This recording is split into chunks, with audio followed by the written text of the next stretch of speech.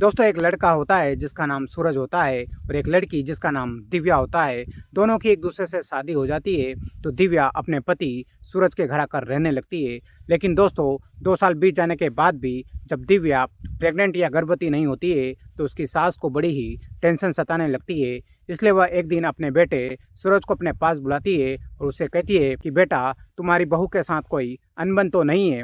सूरज जो होता है वो अपनी माँ से कहता है कि नहीं माँ, ऐसी तो कोई बात नहीं है, लेकिन तुम मुझसे इस प्रकार का सवाल आज क्यों पूछ रही हो। जो सूरज की माँ होती है वह सूरज से कहती है कि बेटा, शादी के 2 साल हो गए हैं लेकिन बहू अभी तक प्रेग्नेंट नहीं हुई है, इसलिए मुझे लगा कि तुम्हारे बीच में कोई अनबन तो नहीं चल रही है। दोस्तों जो सूरज होता है वो अपनी माँ से कह देता है कि नहीं नहीं माँ, ऐसी तो कोई बात नहीं है। अब दोस्तों सूरज की बात सुनकर उसकी माँ अपने आप को तसल्ली दे देती है और मनी मन ये सोचने लगती है कि इस बार उसकी बहू प्रेग्नेंट नहीं हुई तो शायद अगली बार उसकी बहू गर्भवती हो जाएगी। अब दोस्तों समय बीता जाता है, लेकिन लंबे समय बीतने के बाद भी जब सूरज की पत्नी दिव्या गर्भवती नहीं होती है तो फिर से जो सूरज की माँ होती है वह टेंशन करने लगती है। और दूसरी तरफ समाज में भी सूरज के बारे में लोग गलत गलत तरह की बातें करने लगते हैं कि 2 साल बीत जाने के बाद भी सूरज अपनी पत्नी को प्रेग्नेंट नहीं कर पाया। दोस्तों कई दिन बीत जाने के बाद भी जब दिव्या प्रेग्नेंट नहीं होती है तो जो सूरज का पिता होता है वह अपनी बहू दिव्या के साथ कुछ ऐसा करता है जिसकी कल्पना आपने सपने में भी नहीं की होगी। दोस्तों कहानी बहुत ही दिलचस्प और इंटरेस्टिंग होने वाली है, इसलिए आपसे निवेदन है कि वीडियो को पूरा देखिएगा और चैनल पर पहली बार आएँ तो चैनल को लाइक और सब्सक्राइब जरूर कीजिएगा। दरअसल दोस्तों ये कहानी उत्तर प्रदेश के लखनऊ शहर की है। इस परिवार में 3 सदस्य होते हैं। एक सूरज नाम का लड़का होता है और उसके माता पिता होते हैं। सूरज दिखने में बहुत ही खूबसूरत होता है और समय के साथ वह बड़ा होता चला जाता है।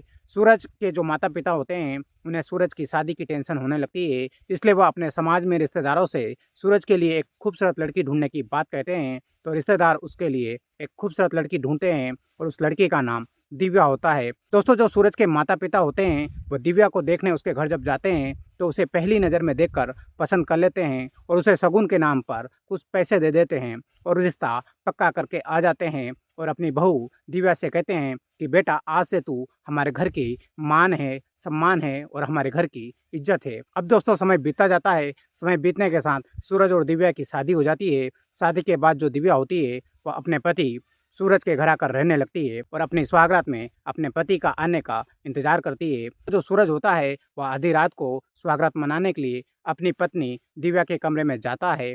दोनों एक दूसरे से अपने मन की बात करते हैं और एक दूसरे के साथ सुहागरात मनाते हैं।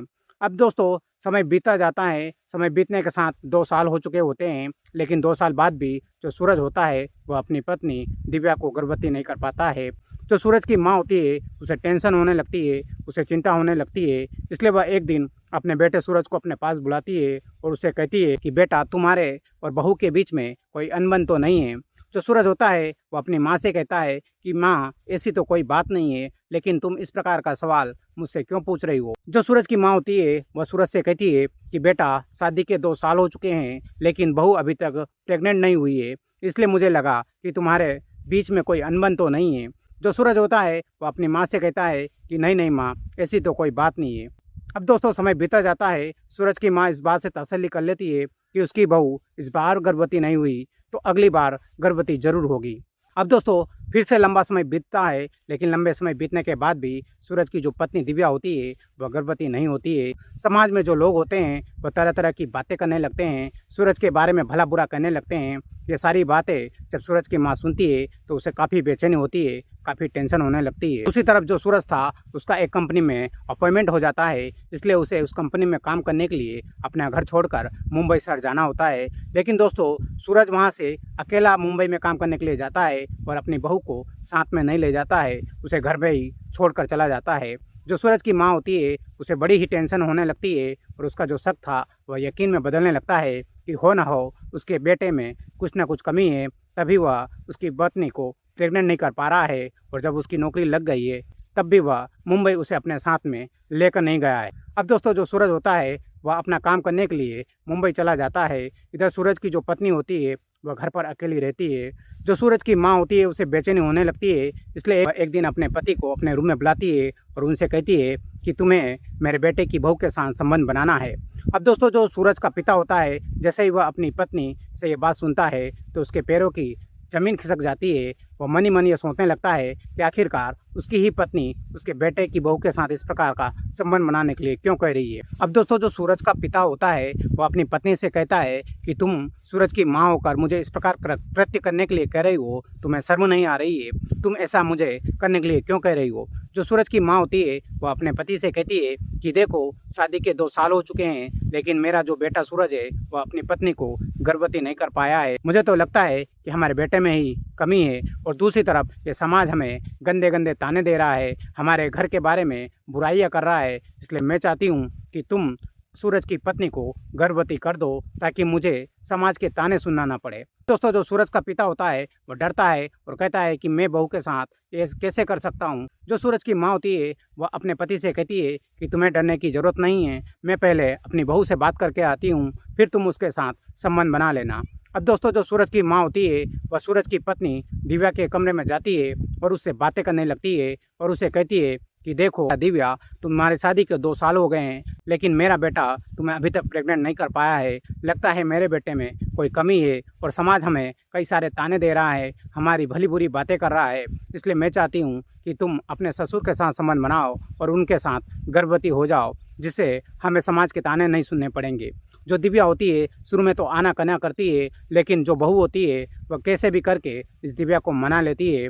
दिव्या भी राजी हो जाती है। अब दोस्तों जो सूरज की माँ होती है वह दिव्या के कमरे से बाहर आती है और अपने पति को कहती है कि जाओ तुम दिव्या के कमरे में जाओ और उसके साथ संबंध बना लो। तो सूरज का पिता होता है वो अपनी बहू दिव्या के साथ संबंध बनाने के लिए जैसे ही उसके रूम में जाता है तो बाहर से सूरज की माँ उस दरवाजे की कुंडी लगा देती है और अपने रूम में आकर जोर जोर से रोने लगती है।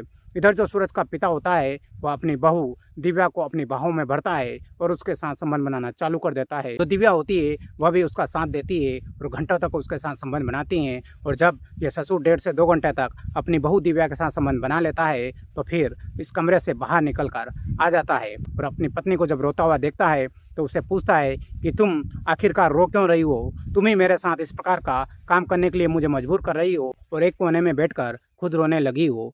जो सूरज की माँ होती है वो अपने पति से कहती है कि मैं क्या करूँ, कोई भी जो महिला होगी वह अपने पति को दूसरे के साथ इस हालत में नहीं देखेगी, लेकिन मेरी मजबूरी है क्योंकि मेरा बेटा मेरी बहू को गर्भवती नहीं कर पा रहा है। अब दोस्तों जो सूरज का पिता होता है हर रोज़ दिव्या के कमरे में जाता है और उसके साथ घंटों संबंध बनाता है। जब 5 से 7 दिन उसे संबंध बनाते हो जाते हैं तो दिव्या हॉस्पिटल में अपना चेकअप करवाने जाती है तो पता लगता है कि वह प्रेग्नेंट हो चुकी है। सारे परिवार में खुशियों की लहर उठती है। जो दिव्या होती है वो अपने सास से कहती है कि माँ मैं प्रेग्नेंट हो चुकी हूँ, लेकिन दूसरी तरफ दिव्या डरने भी लगती है क्योंकि उसे डर था क्योंकि उसका जो पति था वह तो काम से मुंबई गया हुआ था और वह इधर प्रेग्नेंट हो चुकी थी। इसलिए उसे डर सताने लगता है कि कहीं उसका पति उस पर शक न करने लगे। इसलिए दिव्या अपने पति सूरज को घर बुलाती है और उसके साथ लगातार 7 से 8 दिन तक संबंध बनाती है और उसे कहती है कि मैं तुम्हारे बच्चे की माँ बनने वाली हूँ। सूरज जैसे इस बात को सुनता है तो उसके पैर के तले की जमीन खिसक जाती है। वह अपनी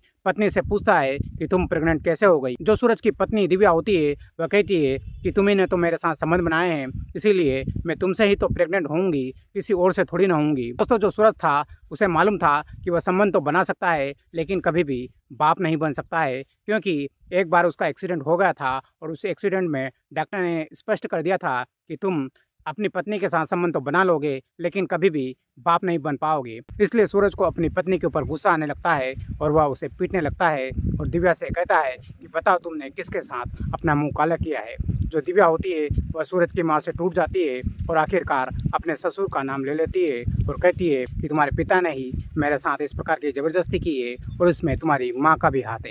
अब दोस्तों सूरज को बहुत ज़्यादा गुस्सा आता है और अपनी पत्नी को इतना मारता है कि उसकी मौके पर मौत हो जाती है। अपनी पत्नी को मारने के बाद उसे अपने पिता के ऊपर भी गुस्सा आता है और वह उसे भी मौत के घाट उतार देता है।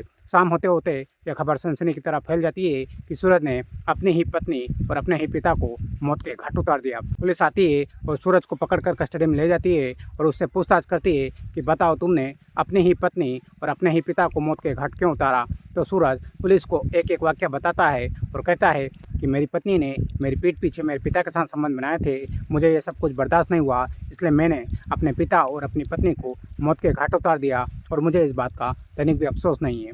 दोस्तों जो पुलिस होती है वह सूरज की स्टोरी सुनकर उसे जेल पहुंचा देती है और इस प्रकार एक हंसते खिलते परिवार का सर्वनाश हो जाता है। तो दोस्तों आज की ये कहानी आपको कैसी लगी कमेंट सेक्शन में कमेंट करके बताइएगा और चैनल पर पहली बार आएँ तो चैनल को लाइक और सब्सक्राइब जरूर कीजिएगा।